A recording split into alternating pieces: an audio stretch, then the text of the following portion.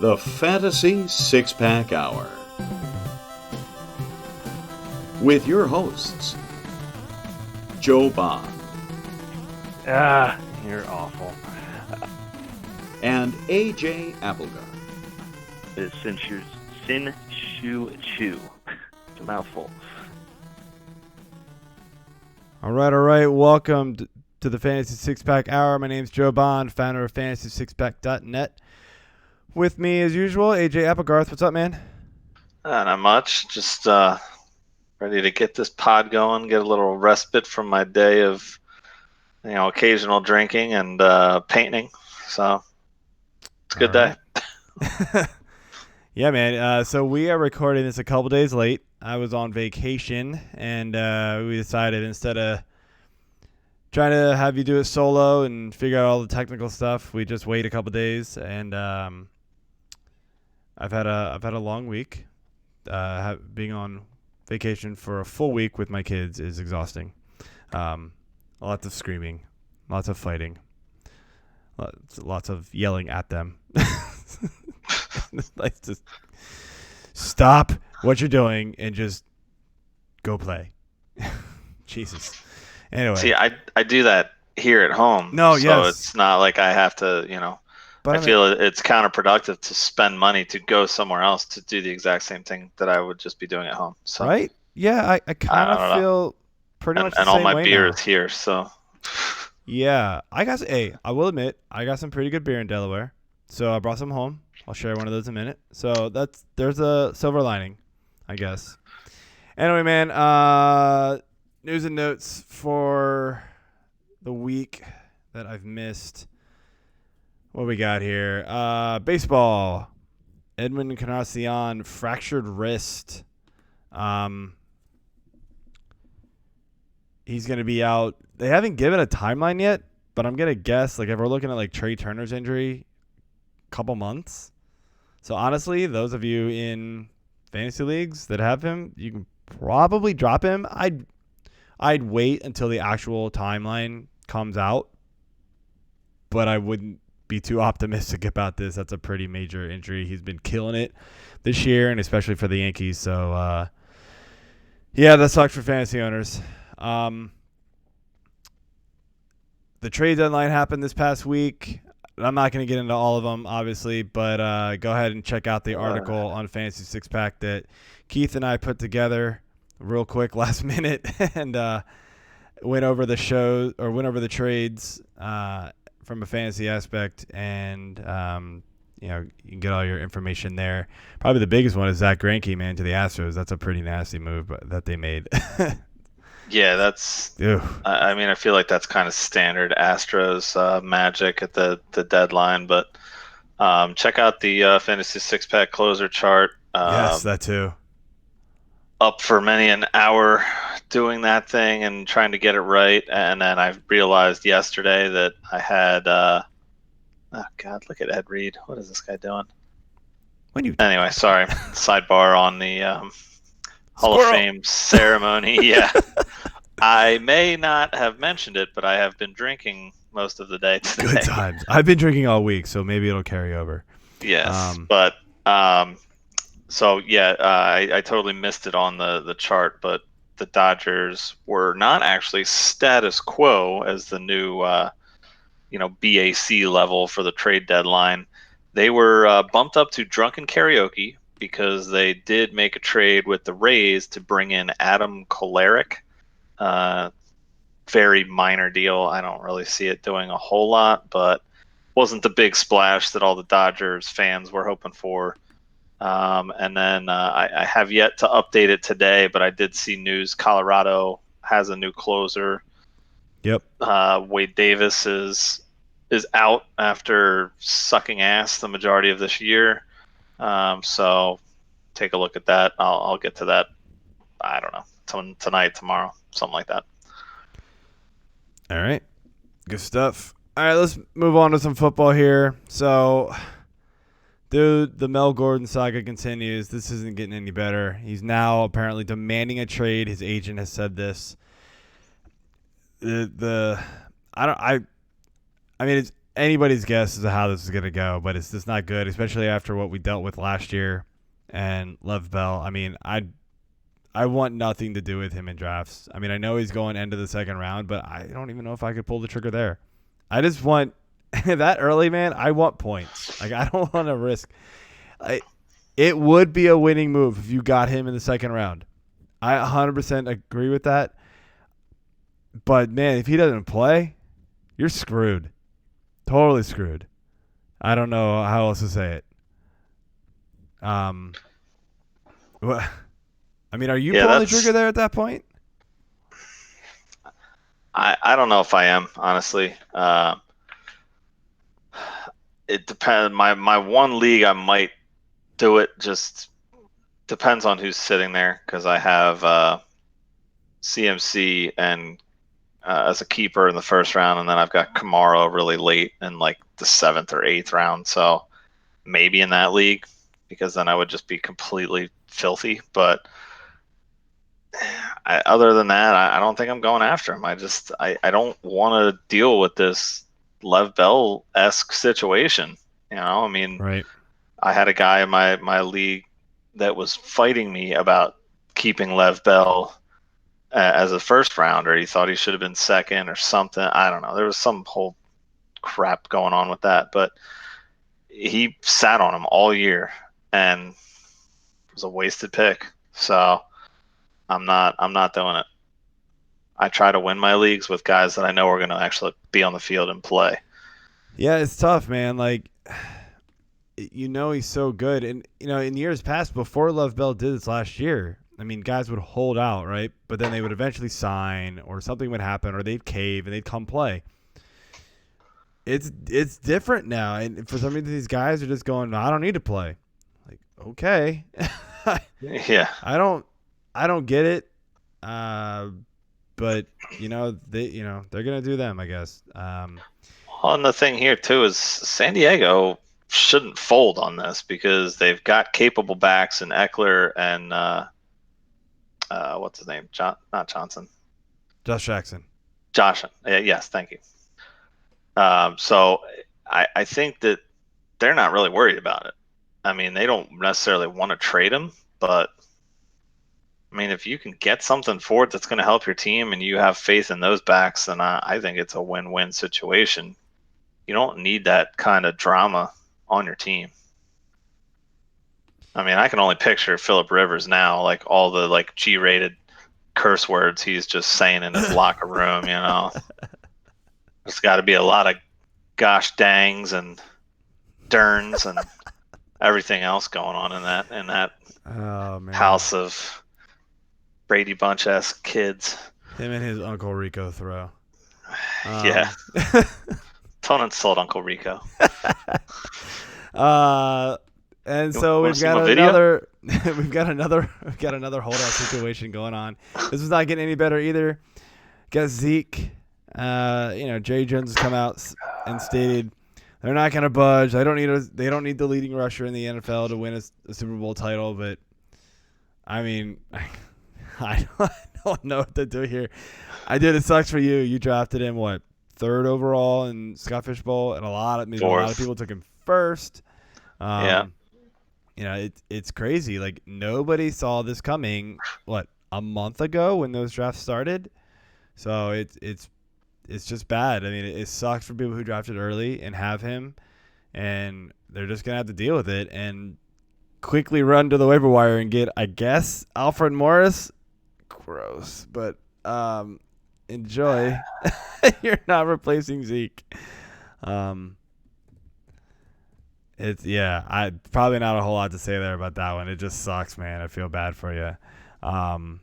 Let's move on, man, because we got a lot to do here. So A.J. Green underwent ankle surgery. Found out there's a whole bunch of other mess going on in there, and he's now going to miss some regular season games. They thought maybe he'd come back by week 1, maybe week 2, and now it's like we don't quite know. It's like awesome. So you and I are in this Razzball league. Razzball put these leagues together with a bunch of industry guys and some fans. They're best ball leagues, and they're so fun. The drafts are going on right now. In round 5, I snagged green, and then literally 5 minutes later, that news came out, and I'm going, no, you've got to be kidding me. Yeah, not awesome. So that's not good news. And then you wrote this little tidbit down that I didn't know about because it just happened. It seems like is Antonio Brown is going to see a foot specialist. Apparently his foot is something gnarly, dude. I have not seen it, but that's never good, man. We've seen a lot of really good receivers lose years or actually the rest of their career to major foot injuries. So hopefully this is nothing bad. You want to see Antonio Brown on the field. He is entertaining as much as I'm not a huge fan of his personally, but he's definitely one to watch on Sundays. So, all right, man, let's get to my favorite, and that is the beer of the week. Beer. All right, man, what you got? All right. So tonight I'm pulling a little Emerald, kicking it up a notch, going with the Allagash Curieux, I believe is how it's pronounced. It is a Belgian-style golden ale aged in bourbon barrels, and it's a 10.4% ABV. So that's my kicking it up a notch there. This beer is just delicious, though. I mean, it's got such good flavor to it. You get that aftertaste of the barrel aging, but I mean, it's like light in color, crisp tasting, just good beer. Nice, man. So, like I said, I picked up some good stuff from Delaware. Huge alcohol store there, apparently like third largest in the United States, and they finally branched out and got a huge craft beer section. First time I've seen it there. And from Oliver Brewing Company, it is Tell Your Citra I Said Hi. It's an 8% double dry hop double IPA. Lots of Citra hops. It's good. It's actually not as heavy as you would think for a double IPA. It's because of all the Citra hops. But it's good, man. I would give this a 4 1/4 on Untapped. So I haven't rated it yet, but I'll get there. So I'm drinking a 16-ouncer right now. Pretty good. Nice. Got lots to go for the show. All right, man. Let's get right to it and bring our guest on for the week. We've got Samir Qureshi from Fantasy Six Pack. He does some football and baseball for us. Big thing that he does is IDP. He's our IDP specialist. But he went out and did the receiver articles for us this year, the receiver preview. And I believe, Samir, did you do the bust and the sleeper one as well? No, I didn't. No, okay, gosh dang it, I didn't. That's all right, man. That's all right. Not everybody. No, yeah. Calm it down, Phil Rivers. Calm it down. Nah, but good to have you on, man. How you doing? All is well, man. I feel like I'm busting your guys' parade because I'm sober. I didn't paint anything today. And when I take trips, there are no kids fighting with each other. So I feel like I'm just ruining the ambiance. But you guys are drunk, so you're happy, right? No, what you're doing is living the dream that we once lived. So it's okay. We like to go back and hear about past triumphs we will that live we had. Vicariously through you. Exactly. It's as good as you guys remember it. It's just an awesome life to have until it all comes crashing down. Yeah. Indeed. All right, man. So let's get to it. Wide receiver preview show. So how we like to start it out is let you go into some of your general attack strategy for the position when you go into drafts. We obviously realize that things change as the draft goes on, but if the ideal situation happened, how would you attack the position in your draft? And let's split it in two ways. So we've got PPR leagues and then standard leagues. So let's start with PPR. What's your strategy there? So for PPR, it all comes down to draft slot for me. I'm thinking McCaffrey, Barkley, and Kamara come off the board 1, 2, 3, pretty much everywhere I see it, regardless of whether PPR or half PPR. Yep. The question now is, just like you guys were talking about before, who has the guts behind getting Zeke and Melvin? So that means slot 4 onwards, there's anywhere from DeAndre to Devontae to Julio to Michael Thomas being able to slot in right in between David Johnson, the Connors, and the Bells. For PPR, anywhere from 5 to 8.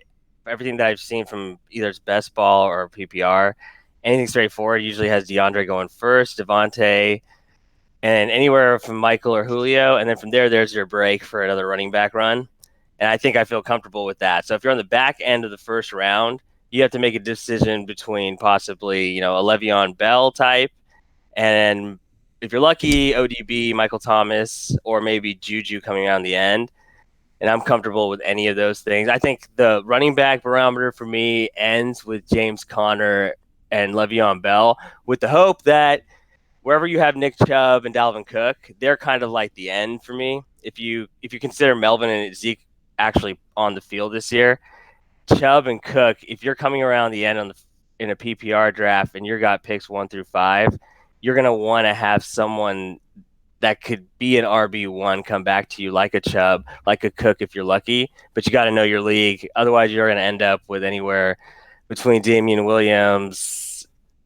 You would be, relegated to a Leonard Fournette lifestyle too in the 3rd round. But there's also hope and carry on in Aaron Jones. So really, when you're targeting wide receivers in PPR, you got to see it as JuJu, Mike Evans, Tyreek, and Antonio Brown towards the beginning and through the 2nd round. And then you're kind of getting into the end of the wide receiver 1 run. Like Amari Cooper, someone I know you're not too sold on coming into this year, or Keenan Allen, who's always a question.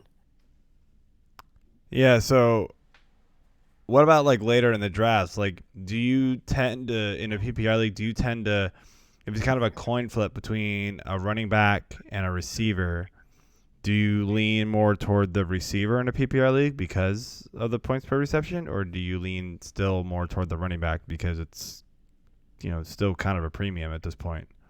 Yeah, it's a really interesting question as you go, especially from the meat of the draft, from round 3 to round 8, because there's guys that are questionable 3-down backs and or receivers. There's a guy like James White who's going in PPR leagues in between the 4th and the 5th round. I like a guy like Kenny Golladay or Chris Godwin just based on bulk there in PPR leagues as a wide receiver 2 or wide receiver 3 potentially, or even a wide receiver 1 if you went running back heavy in rounds 1 and 3. Mm-hmm. But it all comes down to what you see the role as. Like a guy like David Montgomery, if you want to talk about standard versus PPR, I've heard a lot and read a lot about it, what he can do out of the backfield in terms of his hands, but he's assuming the Jordan Howard role. So he's a guy that kind of falls down a little bit, even though I love the possibility of him in that offense. And I'm taking guys like DJ Moore, Calvin Ridley, Allen Robinson before him. That's fair. So to get more into the standard side of things, like how does it change for you more in standard? Like let's say the first round, are you just loading, like you're just ignoring receivers in the first round aside from maybe like Hopkins and Adams? Yeah, I mean, the one thing that I'm looking for the most, I guess the 2 things I'm looking for the most out of a receiver in a standard league are volume, which is something we always talk about with targets, and also touchdowns. I think touchdown dependent wide receivers play a little bit more into it. So a guy like Julio, I'm actually comfortable taking at the back end of a 12-team standard league over a guy like Gurley that I might have questions about. Or if we don't know anything about Melvin and Zeke towards the end of August, who are you going to take in the back end of the first round there? Are you going to take a Le'Veon Bell or are you going to take a Michael Thomas? Locking down a wide receiver 1 with high touchdown potential right there is, I think, the way to go, because we don't know what to expect out of a running back. We know that consistency with a wide receiver, elite wide receiver 1 is going to be there, and we can trust the health of all those players in that tier. It's interesting to hear you say you'd be comfortable taking Julio Jones in a standard league because of the touchdowns, when for years it's been the fact that he hasn't been scoring touchdowns was his big bugaboo. Yeah, so the Falcons, really quickly, the Falcons offense, the one interesting thing about them is they doubled down. They went really, really high in terms of capital in the offensive line this year, right? Dirk Cotter coming back. Dirk Cotter hasn't got a run game going since he was in Jacksonville as an offensive coordinator, which I don't even know. I think I was in high school then. So I would say that they're going to go pass heavy this year, and I know a lot of people like Austin Hooper and Calvin Ridley's an emerging player, but I really think this is the year they use Julio Jones in the red zone. Hey, he scored a bunch of touchdowns last year after in the second half, so hopefully it'll carry over. It's just been such a drought for him for so many years getting into the end zone. But AJ, you got anything else to add to that? Yeah, I think Julio is. Was it on the Slack channel that somebody posted the tweet about them practicing the play that the Eagles continue to beat them on after like X amount of rounds or whatever? They ran the same play, that fade, high toss into the end zone, and Julio dropped it twice last year, I believe. So they were practicing that. I saw it somewhere on Twitter. Maybe it wasn't through Slack, and it was just on there, and I had to laugh. But yeah, no, I mean, I agree with the assessment there. I think basically for me, I'm trying to. I mean, it depends on my draft slot, but I'm trying. It seems like all of these other slots, are mocks that we've been doing, and the Raz Bowl, and Scott Fish. I was obviously fourth, so that kind of throws that out. But yeah, I've been really targeting receivers, trying to get them early and often, because a lot of these leagues are 3 receivers now is seems to be the standard. I mean, it's kind of been the standard for a long time, I feel like, but I've played in plenty of leagues that have only done 2 receivers and then multiple flex, whatever. So I'm good with it. Yeah, I feel like I'm looking at our rankings, which is over on the left of the screen, and I'm looking at them now, and I'm looking at guys like Keenan Allen, right, and Julian Edelman, and guys like that I think take a major hit in PPR or in standard leagues compared to PPR, and then you got guys later on, right, guys like Mike Williams, who I think is phenomenal in a standard league. I think that's where he thrives, is he's going to get in the end zone. Those are the types of guys that I think that's what you've got to look for in the difference between your strategy for receivers between a PPR and a standard. All right, Samir. So what we like to do next is get into some kind of hot topic questions, and we'll start with Pittsburgh Steelers. And obviously, we already talked about Antonio Brown. He's in Oakland this year. So now the guy to take over the number 1 receiver role in Pittsburgh is JuJu Smith-Schuster. I mean, do you believe he's ready to stand on his own this year and take over that role, or is he going to, be hurt by the fact that now all the coverage is going to roll over to him as opposed to Antonio Brown? Yeah, that's a really good question. I feel like there's 2 ways in my head that I've been trying to tackle that question. The first is he's not Antonio Brown. I think that's the easiest route out. It's the easiest route to kick out. But I feel like a guy who, under the age of 24, had 166 targets, 111 catches, 1,426 yards, 7 touchdowns in his second season. I think he's already shown that he can do it. I know that the idea that he's not going against, cornerback ones is kind of the narrative, but he was also a top 10 wideout in the slot last year. They're going to move him around. Pittsburgh's smart with him. They're going to give him the best matchup, and you don't always put your shutdown corner into the slot, right? So he can really play anywhere, and you don't know who he's going to be lined up with on any given play. So I really don't buy that narrative. I think with the amount of targets that have left, I think something like 170 targets for Antonio Brown, something like 40 for Jesse James. And then they brought in Moncrief and drafted Deontay Johnson, right? And you think of a step up from James Washington, it's still his target share is going to be so lethal, and he's with a quarterback that can see over everyone and is going to get the ball to him. I just think he has, at his ADP, you're asking, do I take him or Mike Evans? I think he's shown that he's ready to double down on last year and at least put up the same numbers with potential for more touchdowns. That's an elite wide receiver 1, and I just don't see any way of getting away from it. Yeah, I mean, I tend to agree. There's a lot of people that, kind of think he was actually the better overall receiver last year, even though Antonio Brown put up pretty ridiculous numbers as well still. But, there's still people that think that he was better. But, AJ, what do you think?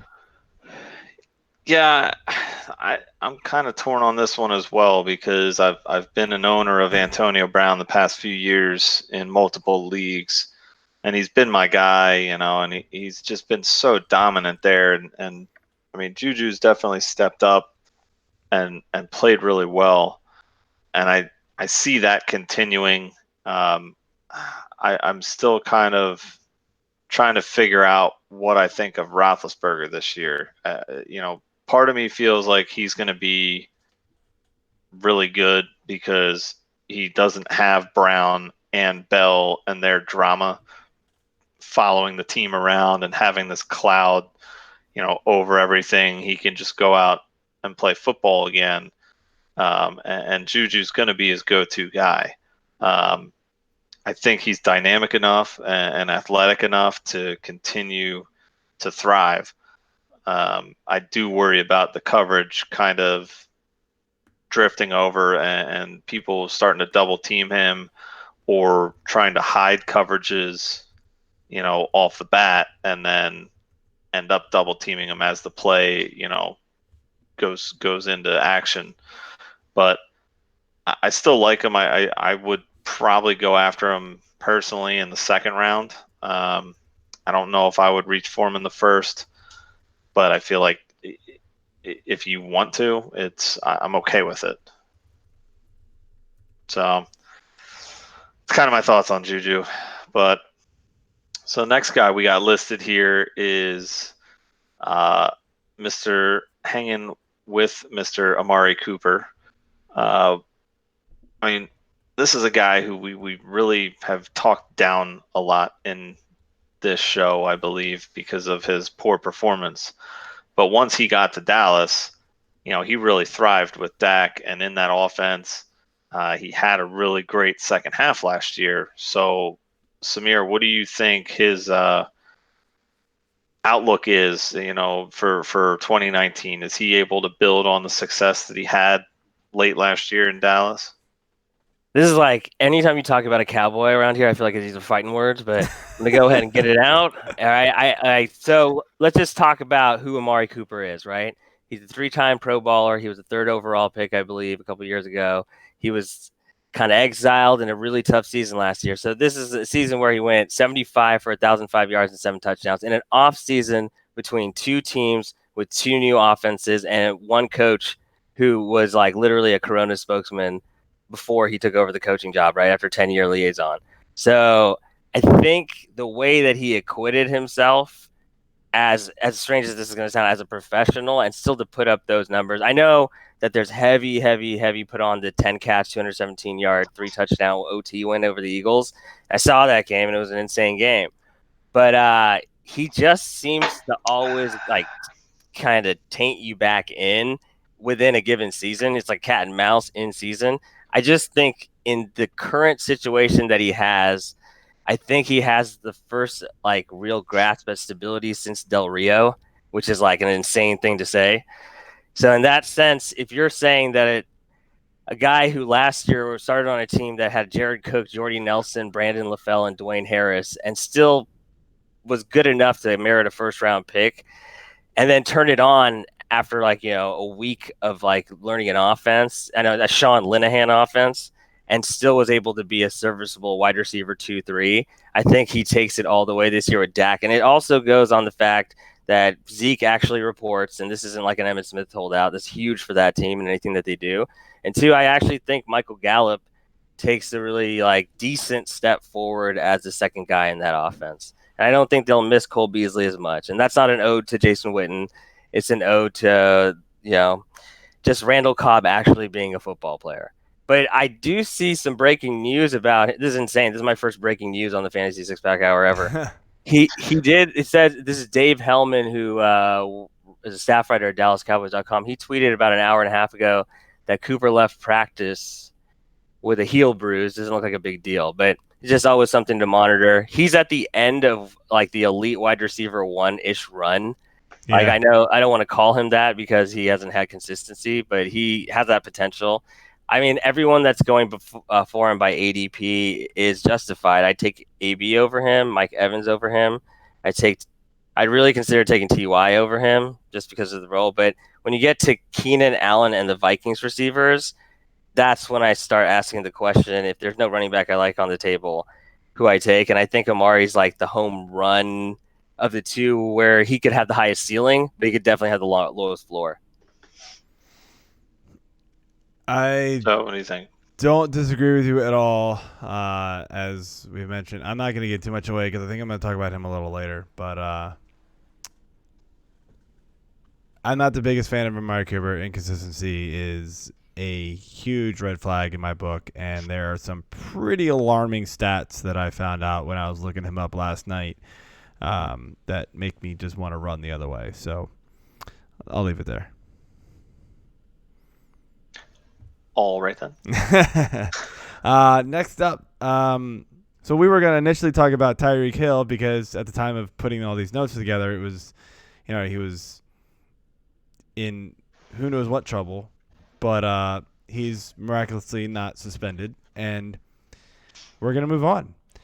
So Tyler Lockett, we talked about JuJu taking over the number one role in Pittsburgh. Well, Tyler Lockett's a guy who's now going to have to do the same thing in Seattle. And yeah, he did it for a period of time there last year, but I think the offense wasn't built around him in the passing offense. Like, he wasn't groomed to be the number one guy. Now he's going to be coming into this year being groomed to be the number one receiver with Doug Baldwin retiring. Is he... can he be the number one type guy all year and produce that way given his current ADP? He has to be, because I have no other choice in those middle rounds when I've already gone running back deep, right? He is right around that area by ADP. Give me 1 second just to look this up. Yeah, he's 22nd overall receiver in half PPR according to the Fantasy Football Calculator, which is what we use a lot here. And it's right by Cooper Kupp, who's 21. Ridley, Calvin Mike Ridley, Williams. Yeah. I just feel like out of that group, he's the only one that has wide receiver one potential, just because Cooper Kupp, there's so many mouths to feed. Right. And that's kind of the injury that he's coming back and the from, injury coming off the ACL. Exactly, right? And Ridley, I just totally advocated for Atlanta's offense being completely pass heavy next year, with all due respect to Devonta Freeman. I really believe that. I think Ridley can be amazing, but Lockett just seems like a pure wide receiver one in this offense.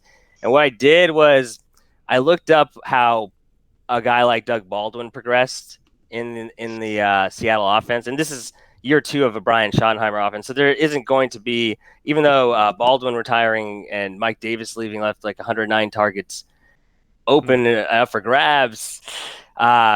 Baldwin's progression is really similar, and Paul Richardson's another guy who they drafted, I believe, in the second round a couple years ago, who's now on the Redskins, who got paid, who they also tried to develop into this number one receiver. So Baldwin, over his first 4 years, his target numbers were 85 in his rookie year, 50, 72, 98. Then in 2015, he had 103. That was when he was very efficient, just like Tyler Lockett. So he had 78 catches for their 1,069 yards and 14 touchdowns. That was the number that made Doug Baldwin that year. Right. And he followed up with 94 catches the next year, but only 7 touchdowns. He never got double-digit touchdowns again in his career. So, which brings us to Lockett, who over his first 4 years, you saw 69 targets, 66 targets, 71 targets, and 70 targets last year. But those 10 touchdowns that he had last year were amazing. The 16.9 yards per reception were amazing too.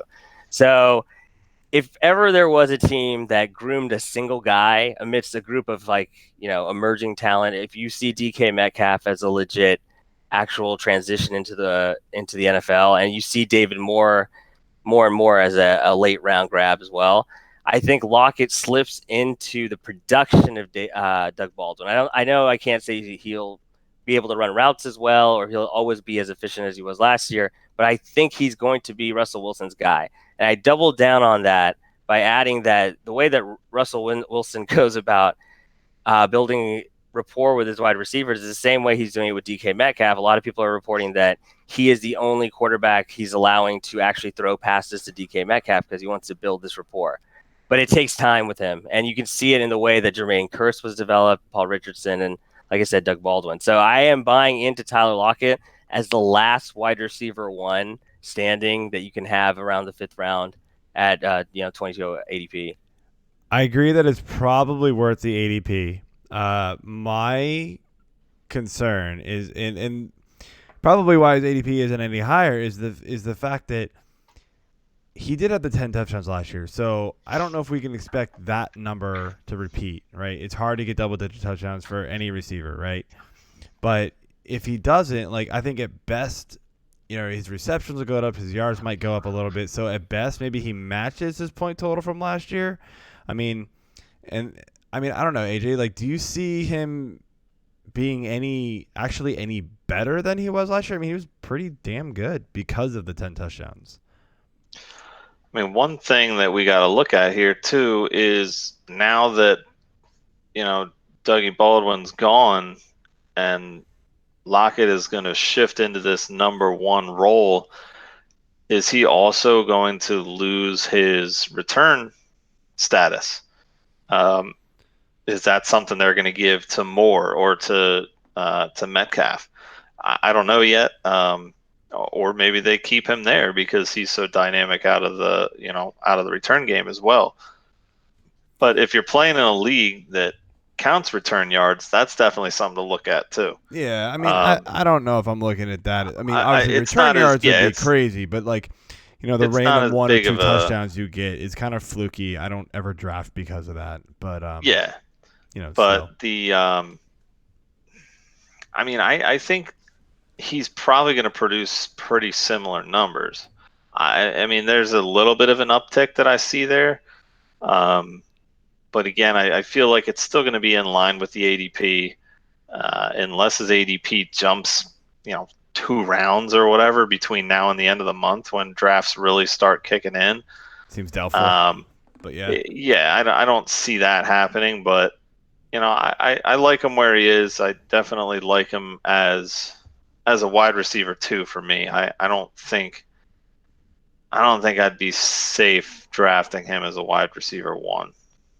Again, unless there was some, crazy late keepers or something like that I had. But I mean, Will Dissly is getting all 109 of those targets anyway, so it's not really even. It is the return of the tight end in Seattle. Oh my gosh! Exactly. And your Will Dissly share in Rasbowl. Way to take him in round. What was that? 11. No, dude, come on. Round 11. It was round. It's never 14. too early for Dissly, all right? It's never too early. 14. I owned him last year for the whole 3 weeks he was healthy. He was all right. Yeah, how freaking good was he in those 3 weeks? Hey, he was all right. That was a machine. Okay. He was better than Gronk in those 3 weeks. I'll tell you that much. There it is. Better than Gronk. Will Dissly. You heard it here first. Boom. Yeah, that's right. All right. You know what? He'll be better than Gronk this year, too. Careful. Weren't you talking about taking Gronk as well? I was. That was more of a flyer pick, but I mean, hell, with the way this league's going, I might have to take him with my next pick. Everybody just stopped listening because all right. Anyway. All right. Well, speaking of number 2, target shares, Will Dissly. We're looking at a couple of teams here. We've already kind of mentioned the number 1 guy, but who does number 2 work for here? I mean, let's go, Tom Arnold. We got Dallas, we got Green Bay, we got Seattle, we got Arizona, we got New England, we got Pittsburgh. I mean, where's Austin Powers when you need him? Who are we looking at? Who's our number 2 on these teams, Samir? It's a bunch of moles, I tell you what, man. Dallas, I like Gallup. I think that, for a rookie, he progressed the way that you would think he would. And I think Dak, like I said, Dak is getting a lot of DAP this year in terms of being a really good late QB to target. And I think that's with reason. And I think that Gallup, coming off that 100-yard playoff performance, I think he's a solid number 2 guy there. And he's really someone to target late in drafts.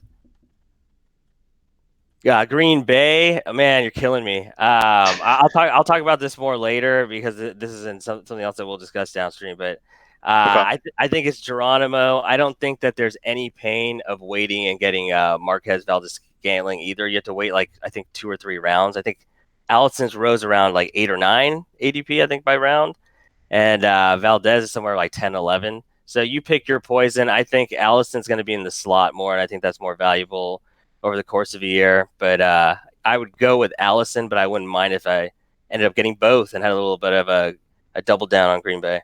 Dude, I was gonna mention the whole fact that Allison's being touted as being the slot guy. That is a phenomenal move for him and his value. I'm all over him as my wide receiver 3/flex guy. That's an amazing move that they've done for him. Can I ask you a question, Joe Bond? Sure. Sterling Shepard or Geronimo Allison? Oh, a healthy Sterling Shepard. I'm going him. Confidently, 100 out of 100 times? No. Okay. Probably probably 75. Well, I'm staring at those 2 names and Marvin Jones for the past 3 weeks of mock drafts, and I'm just sick of it. I just can't. I think just because Sterling Shepard is the one guy there in New York who's been there a while, and Eli trusts, right?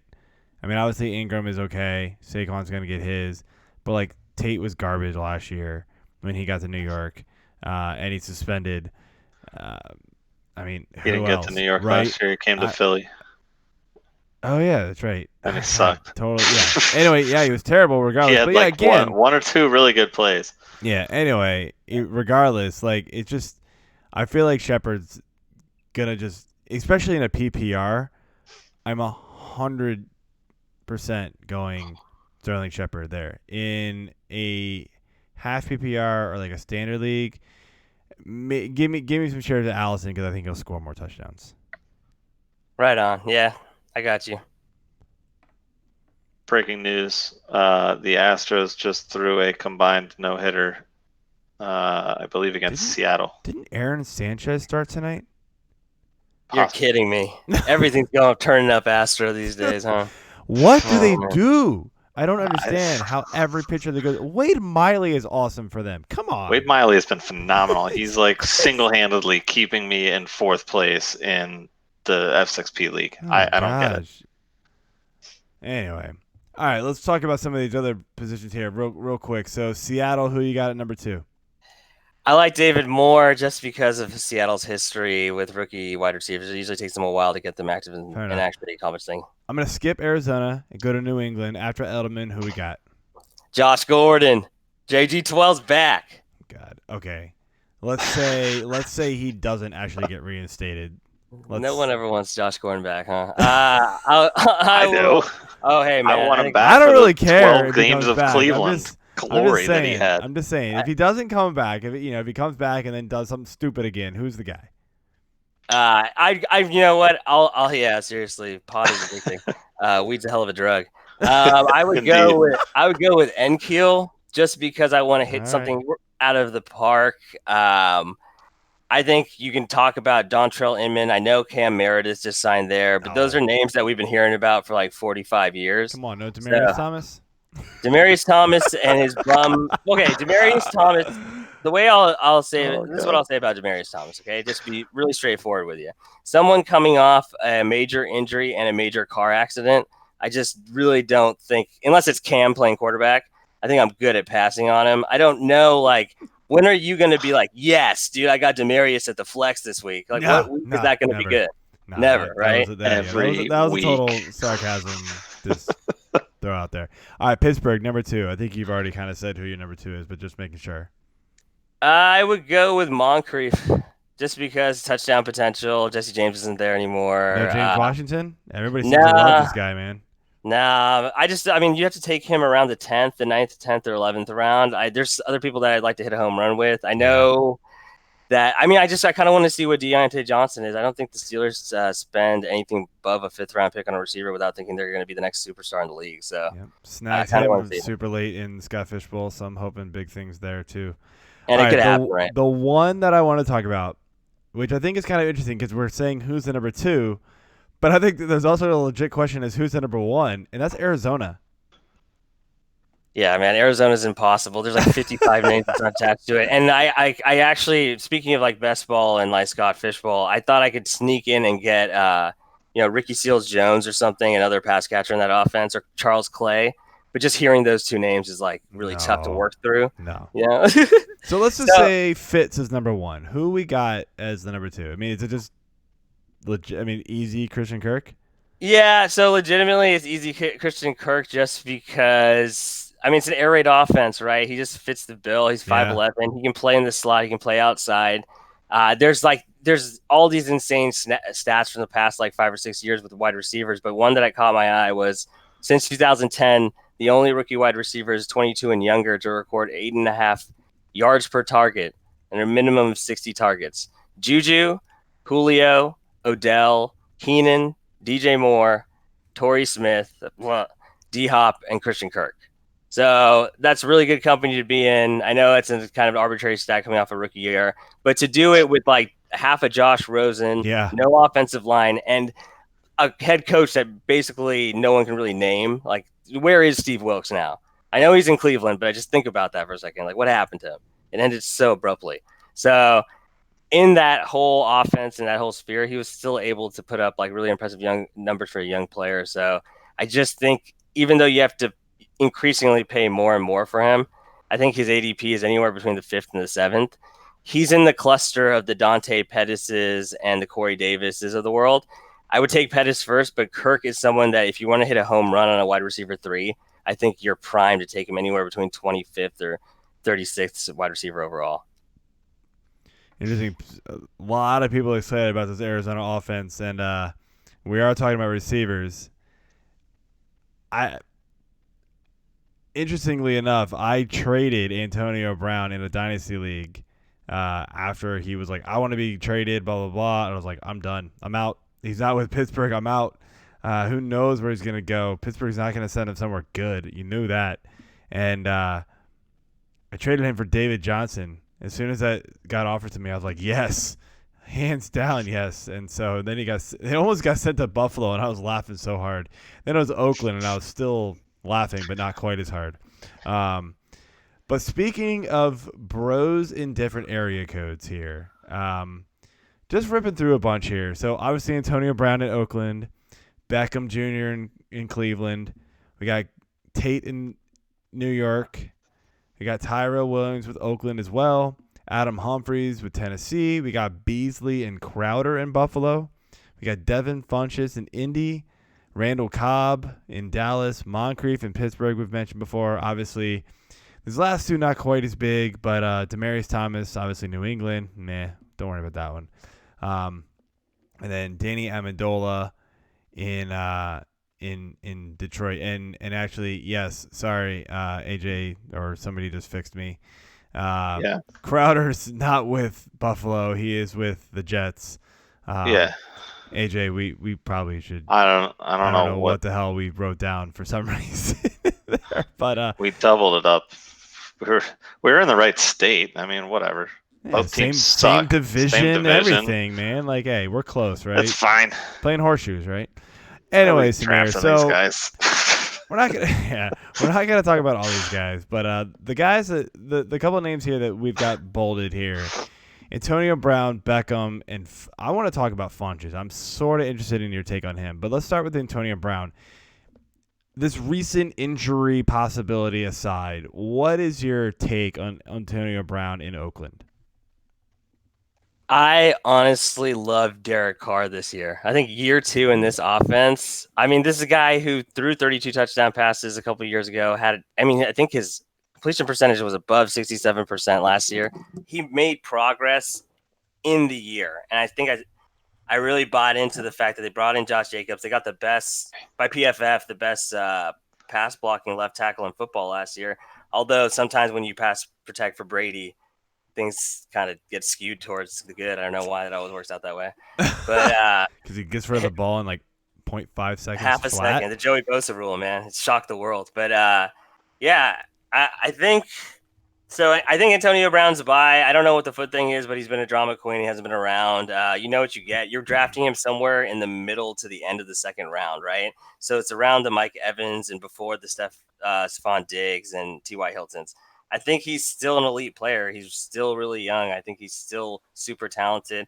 And I think Tyrell Williams is a good buddy to have on the other side. And I think that offense is going to be a whole lot better than a lot of people think. And I think that he's right where he needs to be. Fair enough. AJ, anything else? No, I mean, like I said, I like the secondary signing there with Williams. I think he's a nice stretch the field guy. Based on what he did for Oakland's division rival in San Diego with Uncle Rico. So, I mean, he's a guy that's always been like consistent downfield target a handful of times a game. So I think he'll be able to stretch the field, and Brown will just be able to, assuming it sounds like this injury is not super serious. So assuming he gets on the field early and starts clicking with Carr early, I think he'll be able to take in those lower, kind of shorter routes, with a few of the other ones thrown in. But yeah, I like both of these guys this year in Oakland. I'm not really targeting Brown as much. I just don't think I'll get him. But Williams is somebody who I like late. So, what do you think of OBJ in Cleveland there, Samir? Same thing I think about Antonio Brown. New place, same face, and it's going to be the same kind of production. The only thing I guess that could scare you is health based on the last couple of years. But, I mean, he's still really young. He's joining a really good offense despite some offensive line issues. And I think Baker knows how to get it to his bread and butter. He's just a straight up millennial, man. And as a millennial, we know how to take care of the people around us. So I think that OBJ is right where he needs to be taken to at the end of the first round, somewhere in the second round as a wide receiver 1. Dude, speaking of Baker, quarterbacks trying to chug beers at games is like the new rage, right? He just absolutely destroyed every other quarterback that has tried to do this. You should go on Twitter and try to find this video. It is hilarious. He like he finishes whichever can he has, right?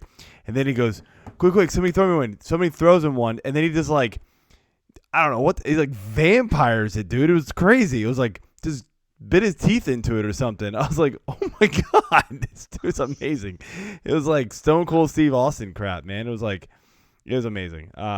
So happy I got him as my best ball quarterback in this Razzball league. It's gonna be fun to watch him. I did too. I'm with you on OBJ. I think he's gonna be huge here. Obviously health is a thing. The only thing you kind of worry about OBJ too is that there's a lot of mouths to feed there, right? It's a good Cleveland offense, good Cleveland team. And he is one that wants the ball and wants the ball a lot. And he's going to have games. I guarantee there will be games where he gets like 4 targets just because that's how the defense played it, right? They're going to say, beat us with Landry, beat us with Chubb, beat us with Njoku. They're going to take him out. And if Baker is smart, he's not going to force it to OBJ. But OBJ has to take that in stride. And he doesn't do it very well. He didn't do it in New York. Granted, they lost a lot. So maybe if they win, it won't be a big deal, but I think that's something we got to watch out for.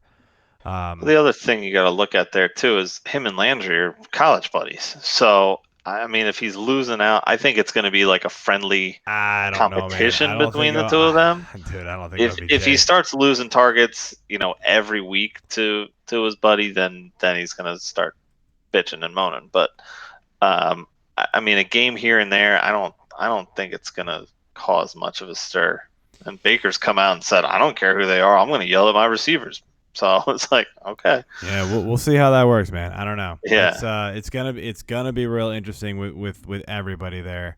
It's just OBJ is not taken well to being second fiddle almost ever. So the last guy here, like I said, I want to ask you about Devin Funchess. I'm just totally curious. I didn't put in the who's the number 2 in Indy because I wanted to ask you about Devin Funchess here. But that is a legit question. Like, is he the number 2? Can he be the number 2? So with Devin Funchess, I started out loving the signing. I like that it's on a 1-year deal. I like that he's in that offense with that O-line. But when we talk about mouths to feed, the Colts offense just got really complicated this offseason. I think Paris Campbell is an insanely good player who's going to take away from everyone, including Naheem Hines. I think they're going to use him out of the backfield, and I think he's going to get specialized plays from week to week, and that's one bump. And I think Jack Doyle being back on the field is huge. I think when he's healthy, he's gonna average somewhere between 8 to 10 targets. He just does that when he's on the field, even with Ebron there, and that's Totally something agree. that a lot of people are overlooking, right? And I think that also affects the red zone. The thing that I would bank on the most for Funchess as the de facto wide receiver 2 and 2 wide receiver sets is that he's a big guy. And if they are in the red zone, they now have 2 or 3 guys that are just stick out. Kind of like when we were talking about the Falcons trying to copy one of the Eagles' plays. So the Eagles they drafted JuJu, right? And they have these massive dudes back there like Goddard and Ertz and Jeffrey, and they just that's why they're so efficient in the red zone. That's why Wentz is so efficient in the red zone. Luck's going to take that step this year.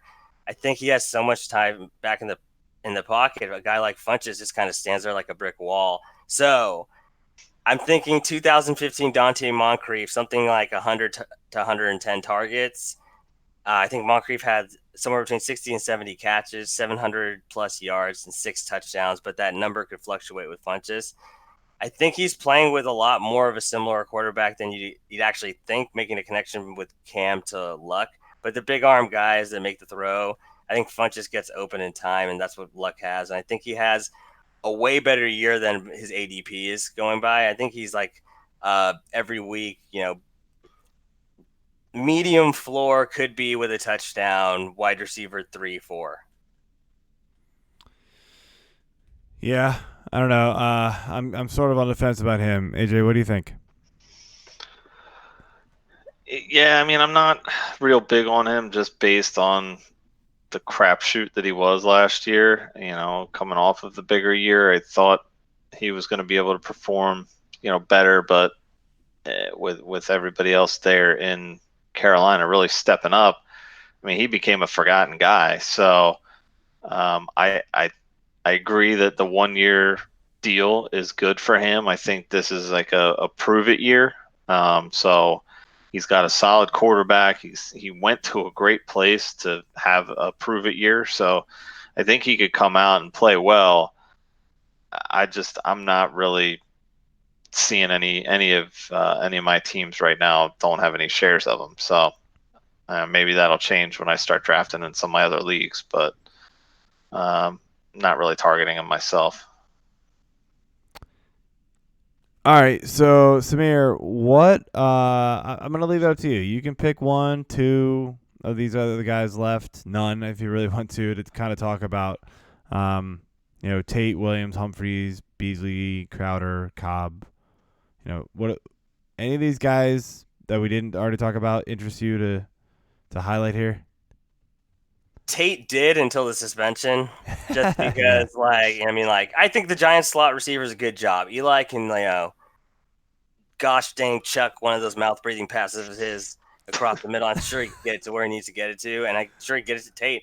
I think what you guys mentioned before about Tate's really important.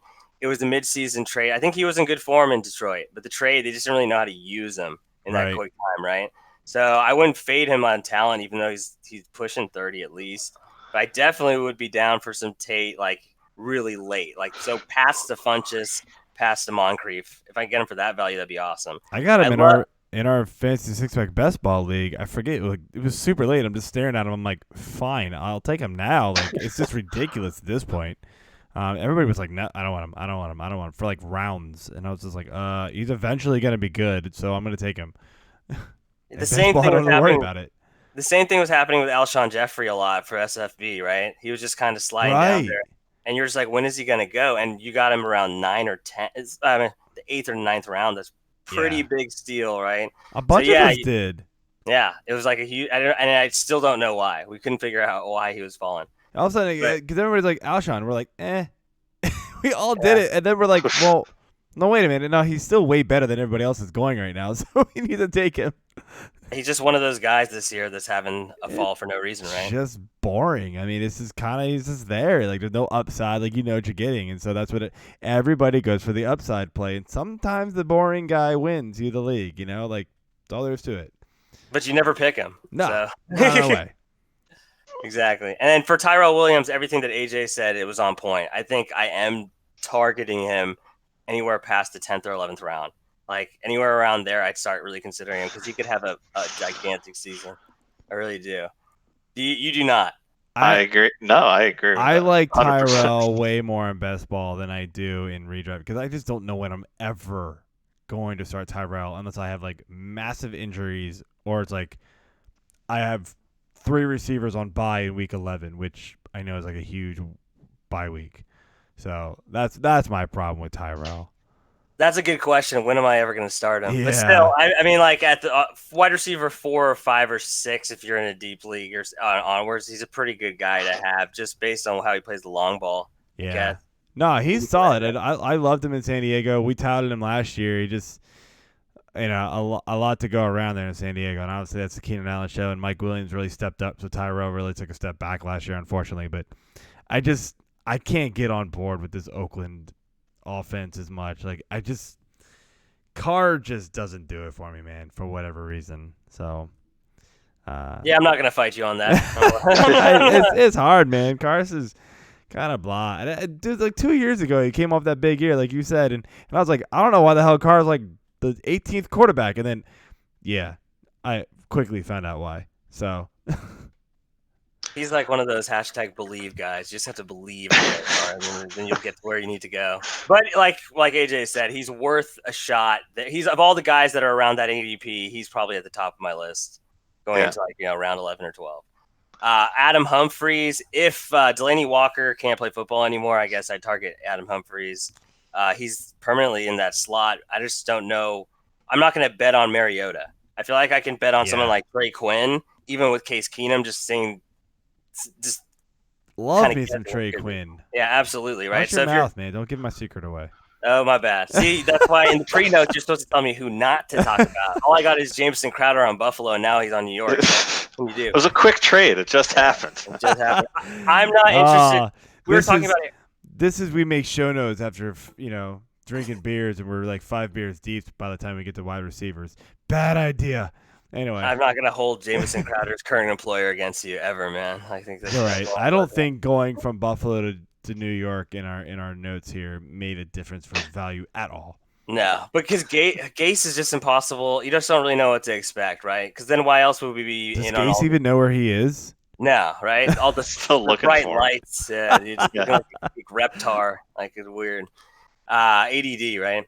Cole Beasley, like the Buffalo offense, like who am I picking? Maybe Robert Foster, maybe John Brown, if I would believe for the 5th straight camp that he's the most amazing thing ever, and he's just going to put it up forever. It's just like Arizona. I mean, like I just don't really care unless I get to that point, right?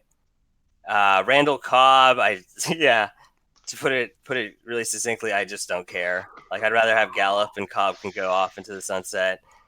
Moncrief's right around where Funchess is. Demaryius Thomas is boo-boo. We went over that. We don't smell that around here. And then Amendola, the only thing that I can say about Amendola off the top of my head is I think that is a true run-first offense. I think I understand what Patriots Midwest is going to be. And they also brought in Jermaine Kearse. So you're having all these like slot-ish, could be outside receivers when they want to be, who's playing where. They did get rid of Riddick, which is good for a slot receiver like Amendola, but I mean, we're talking about Danny Amendola. I mean, I don't know how I feel about that in general, right? So, like, I would pass on Amendola. I'd take someone with a higher upside.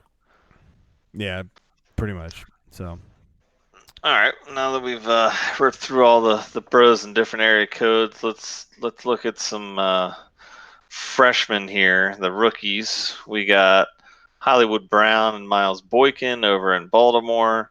We've got N'Keal Harry in New England. We got Deebo Samuel and Jalen Hurd, both in San Fran. We got A.J. Brown, love the name, hate the team, Tennessee. Mecole Hardman, KC. We got J.J. Arcega-Whiteside in Philly. Paris Campbell, we talked about. Andy Isabella in Arizona. DK Metcalf, we've already touched on a little bit in Seattle. Terry McLaurin and Kelvin Harmon in Washington, and last but certainly not least, another Oakland receiver, Mr. Hunter Renfrow. Yeah. So, what do you think of these guys? We'll start off with the first two in Baltimore there, Yeah. Marquise and Miles. So Marquise has the quote unquote pedigree. I'm just not that interested in the Ravens like post Brashad Perriman speedster. Like I think he's a thin guy, and I want to say that Harbaugh has said everybody that's arrived at Ravens camp has been out of shape, but I feel like Brown wasn't conditioned well, which is not a good sign for a guy with issues. And then I've heard a lot of good things about Miles Boykin, but nothing specific. Just that he looks good or he looks the part. So if ever there was coach speak, especially for someone that you can grab at the end of every draft, in Boykin and Brown a little bit towards the end, but not all the way. I'm just not really interested in anything that has to do with Baltimore's pass attack, unless it's Willie Snead in the last round of a PPR draft. Okay. Yeah, we already kind of touched on Harry a little bit and Metcalf. Any other words on either of those two? Yeah, I'm just not buying like the Seattle's possible third receiver, and then Nkeel. I think if Gordon comes back, he's like a home run hitter, and he's going to be boomer bust every week. Sometimes he'll be a wide receiver 3, sometimes he'll be wide receiver 65. I was reading something today that the beat writer, and I wish I could find it now. Let's see if I can look up Harry here on. There we go. He's getting outplayed by undrafted free agent Jacoby Myers. That's not good. If you're not getting on board with Tom Brady early, you're gonna get shown the door pretty quick. Now, I don't think he's gonna get shown the door, but like he's gonna be a whole lot of nothing on that offense. We've seen that happen a lot. So even with some of the best. Yeah, I mean, and New England, I feel like just that's their game. Like they have 50 different running backs. 68 different receivers that all come in and change hands every other week. So, unless this guy can come out early and prove that he's worth something in this offense, I don't really see much out of him right now. I think they're going to just look more towards the guys that Brady's comfortable with, the James Whites, obviously the Edelman. They lost Hogan, but they still have Phil Dorsett, who, will be a great best ball guy for 4 weeks out of 16, 17. So, I'm not really buying into him too much. And I agree with the Seattle assessment as well for Metcalf. I think he's got a lot of talent. He was definitely touted coming into the draft. I like the location for him, and I think that they're going to bring him along slower, let him really learn the offense before they really set him loose. So, would any of these other guys you like, Joe or Samir? Yeah, Samir, go ahead. Oh, I love Debo Samuel, the Niners second-round pick. You don't like Debo? I do. Oh, you do? I said Debo. Oh, there we go. Yeah, man. You can't hate that name. He runs routes so silky. I know he's under 6 feet, but I think he's also a red zone threat in that offense. And Garoppolo's had trouble in like the little scant amount you saw of Garoppolo in a Niners jersey. He just didn't feel comfortable targeting anyone in the red zone. We had red zone problems all year with or without him. So I think Debo was drafted with the intent to be the second wide receiver in that offense this year behind Dante Pettis. And in the Shanahan offense, you want that guy. And I think if you can grab a guy like that in rounds 12 to 13 on a good offense that's still underrated, I think you have someone who could hit on certain weeks and you can actually be comfortable playing with it after a couple of weeks. Wow, you would take Debo that early, huh? He's basically going undrafted, by the way. Just want to let you know that. I'm ahead of the game. All right, dude, I don't totally disagree with you, but I think 12 and 13 is a little early. Like, you can get him late. But it's definitely somebody that I'm targeting with, like, last picks in just about every league I've been in. I got him super late in Scott Fishbowl. I'm going to try to target him in Razball here in the next couple rounds because we're getting to those rounds where you're just kind of taking who you like. I want to ask you, interesting, so you mentioned Paris Campbell already a little bit.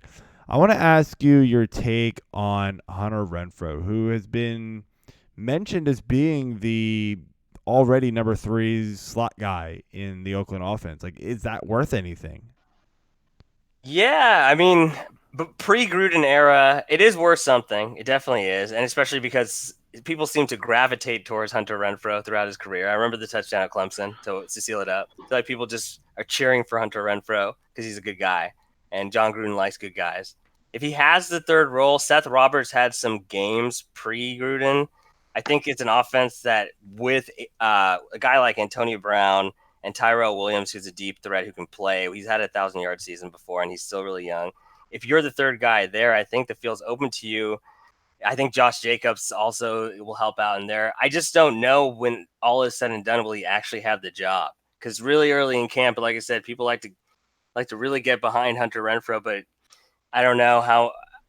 It's just way too early for me to spend some draft capital. I'd rather just wait to see how the Raiders depth chart settles out, and maybe after week 1, if he's actually involved in the offense, pick him up off waivers. Yeah, don't disagree with you there. I just know, obviously, we're both AJ and I are Virginia Tech fans.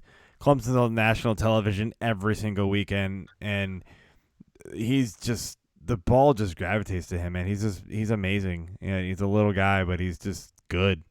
He reminds me of like the Edelman, Amendola type role, where it's just he's just gonna figure it out. He's just gonna be a good football player. That's all I can say about him. Yeah, it fits the narrative. I mean, would you rather have Isabella out in Arizona or Renfrow in Oakland? I'd like Renfrow. Yeah, I think I like Renfrow just because I don't know, man. There's just something about him that makes me feel like he's just gonna really surprise people this year.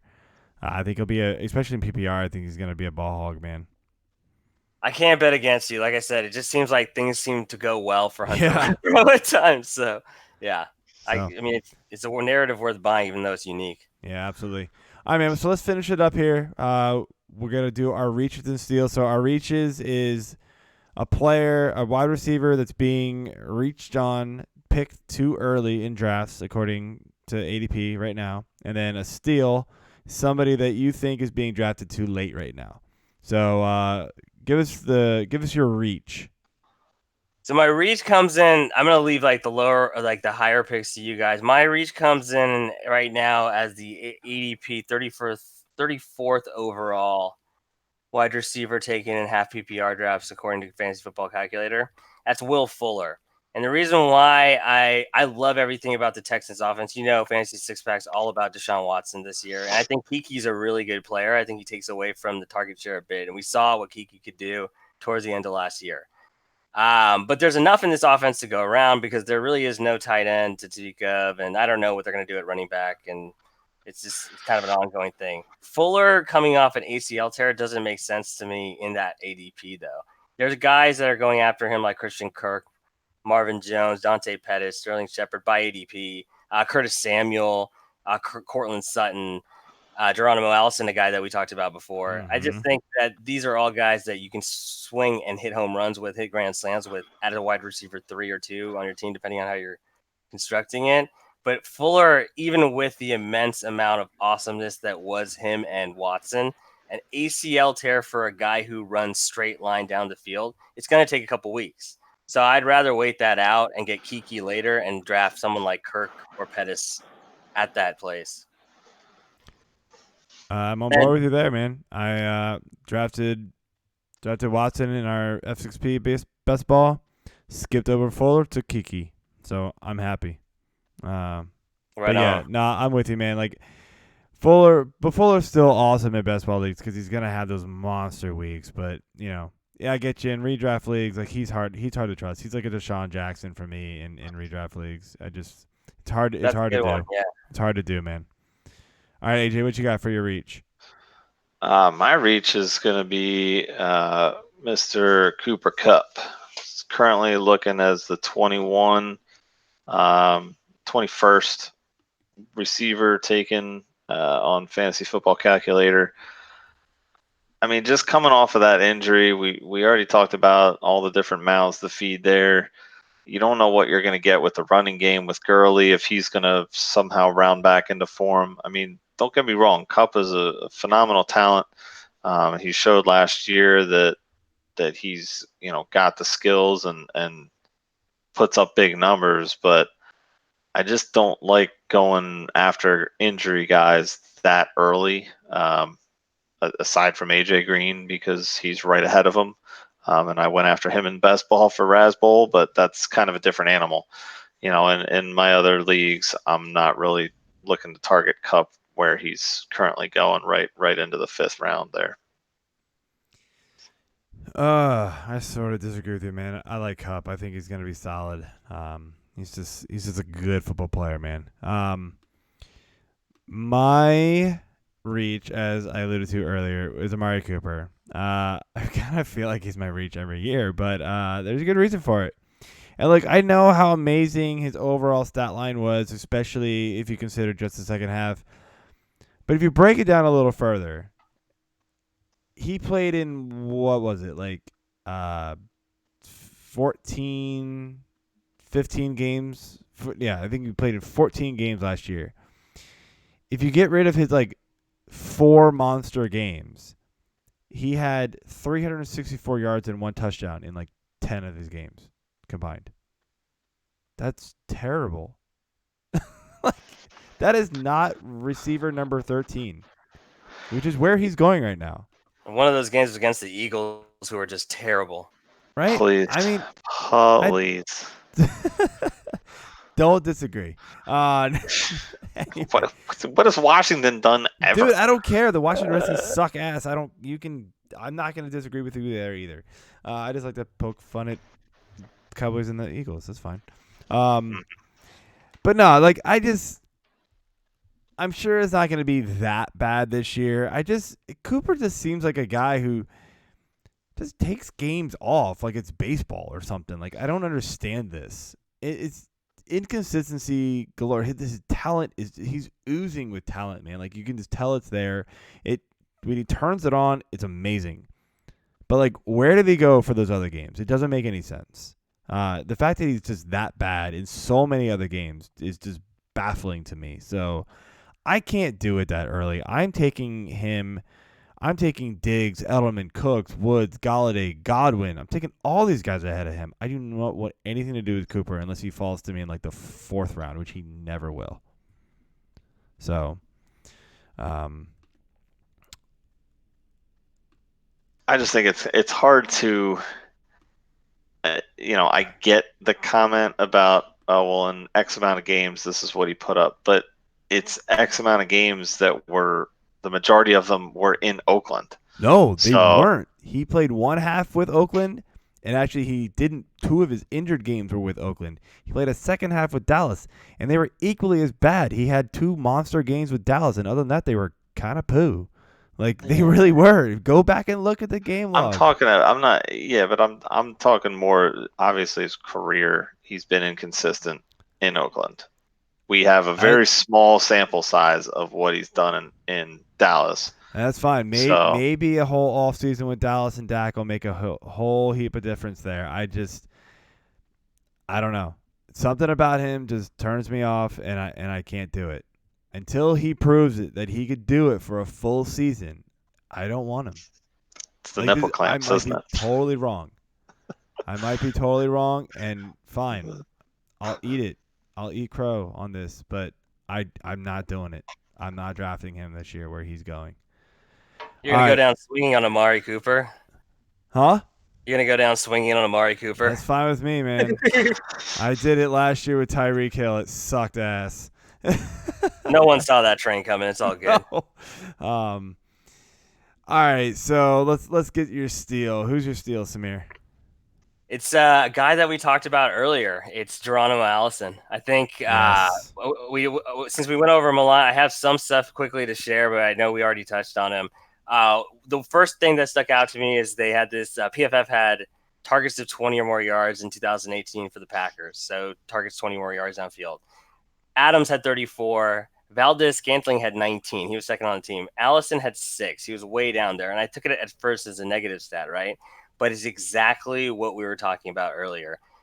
he is expected to be the primary slot receiver, and that's a boon for him, especially on this offense. He spent almost 50% of his snaps, 46.4% of his snaps lined up in the slot, albeit he's been hurt a lot. He missed most of last year. And I just think in that offense, the way that we were able to predict something like a Devontae Adams breakout. I'm not going to say that he had the same talent, but when healthy, he produced at a really high level last year through the first 4 games of the season. And we're talking about a line of 569 for a touchdown, 664, 2 for 76 and a touchdown, and then 6 for 80. That's not bad through 4 games, and his targets seem to kind of paddle out by that 4th game before getting hurt in the 5th game. So I just think that he has everything in his corner leaning towards a breakout, especially at his ADP. And on top of that, since the Aaron Rodgers era, the number 2 wideout in Green Bay's passing attack, they finish on average around wide receiver 22 and half PPR. That's something worth banking on if it's like a 6-year subset, right? We believe in the player, we believe in where he's going to play, and we believe in the quarterback and the offense, even though it's a new coordinator. I would definitely reach on him above Sterling Shepard if I can, just because, especially in best ball, just to see if I can hit it out of the park. Yep, I like that. AJ, what you got? So I'm going with a bit of a homer pick. Initially, I was thinking Tyrell, but since we already talked about him earlier, I'm going to go with Deshaun Jackson here. Obviously, there's a decent amount of mouths to feed in Philly with Jeffrey and, bringing in Arcega-Whiteside this year. You still got their slew of running backs that they're going to have playing. It sounds like Darren Sproles may play. I've already talked about that. I don't really care for it. Obviously, you have Ertz, and you got Goddard behind him, who's going to snag some targets each game. But bringing Deshaun back gives them, again, kind of like Tyrell Williams, that deep threat that I don't really feel like they've had. I mean, Jeffrey can stretch the field, but not like Deshaun. I mean, that was his bread and butter, and I still remember the game against the Redskins. Oh, we're gonna go years there, huh? ago. It was like the first pick. Was that with Vic? And As Vic, the first play, God, Vic just drops back ridiculous. and flicked the ball. But with his arm strength, it went 80 yards, and Deshaun was right there to catch it for an immediate touchdown. I don't even know if the clock guy knew what was going on. There was still full time on the clock. And it's like, oh, okay, well, there's already a touchdown. That game was 45 to It was nothing awesome. at halftime. It was phenomenal. I loved every minute of that game. I drank a lot. But that's what we're going to see. I mean, I would after that play. But I think that's where we're going to be at. I mean, he is a few years older than that game, so he's probably lost a step maybe, but he's still a talent, and I love him. Where he's going right now on Fantasy Football Calculator's got him as 47th overall and the 5th pick in the 10th round. I mean, that's straight value right there. I mean, the guys around him, you're looking at Kiki, D.D. Westbrook at the end of 9, and then for Westbrook, right into 10th with Kiki, Cortland Sutton, and he's got Flacco and Drew Lock. Okay, we already talked about Metcalf right there in front of him, and then Emmanuel Sanders behind him, Moncrief, who I do like too. So I just, of those guys, though, I think he's got the highest ceiling. So mine is actually one that you just mentioned, and we've talked about him a little bit already. It's Dante Moncrief. I like having, the number 2 in that offense, and it's funny if you look at ADP. So Fantasy Football Calculator does this awesome thing with ADP where they map it out over a course of time. James Washington, as we mentioned, was the guy, man. He was it. He was the one that everybody wanted. And if you look back at the beginning of July, James Washington's ADP was upwards of end of the 10th round. Well, now James Washington is down to end of the 11th. to where Moncrief was the end of basically the middle to end of 12th. He is now the end of the 10th. So it is completely flipped. And I remember thinking back in July going, that's nonsense. Like Moncrief is a way better, like just pure receiver, in my opinion. And I thought Moncrief was going to take this job. And it looks like that finally people have caught on to that. And it looks like from all the reports at camp, like that appears to be the case. So the number 2 receiver for Pittsburgh has been good for years. I don't know if Moncrief is going to be, that good as all the number 2s that have gone through there. But I think Moncrief can kind of get back to where he was when he first was with Indy and was touted as like a very productive receiver, and then just for some reason fell off the map. But I really like Moncrief. And like you said, AJ, he's going right around the same range as all those guys. And I'm taking him over every single one of them. Like coming off an injury, Emmanuel Sanders, like get away from me. Like Anthony Miller in a Chicago offense that I like Miller a lot, but I don't know how much you can really trust Trubisky to like boost his receivers up. Got Golden Tate in that same range. Metcalf, no thanks. Cortland Sutton's all right. I like Kiki. He's right in that mix, but I feel like he can be better than those guys in week out and week in and week out. So that's what I've got. All right, Samir. So excuse me. That's what we got for the show. I want to thank you for coming on. And before you go, let everybody know where they can find you on Twitter and stuff. Yeah, man. I'm at FSP Samir on Twitter. Check me out. Yeah, definitely, man. And make sure you check out if you play in IDP leagues, man. He does our IDP rankings on the site, so they are definitely good stuff. And he's got some IDP strategy articles out there and everything else. So I know there are a few of you out there that play IDP. Samir is your guy, so go ahead and do it. We're almost back, man. We're almost back. Yeah, man. I can see AJ smiling. If anyone else can't see it, I can see him smiling. There it is. Yeah, he's happy. I like it. Thanks for having me, guys. Good talk, all right? I will really consider D-Jax now. He really got me. I think for best ball, he'd be amazing. Oh, yeah, dude. He goes early in gonna be best ball awesome. leagues. He goes like 8th round in best balls. I'm pretty sure. I took him even earlier.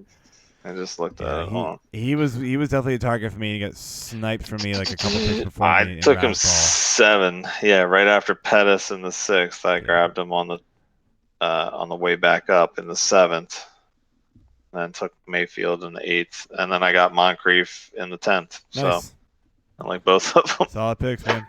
All right, Samir. Have a good night, man. Thanks Later, for coming guys. on. All right, Thanks, thanks, buddy. Good talk to you. All right, AJ. So that's it. That's all I've got, man.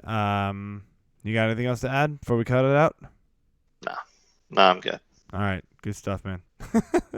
Hope y'all enjoyed. We'll be back same time as usual. Record Thursday, post on Friday. Have a good one.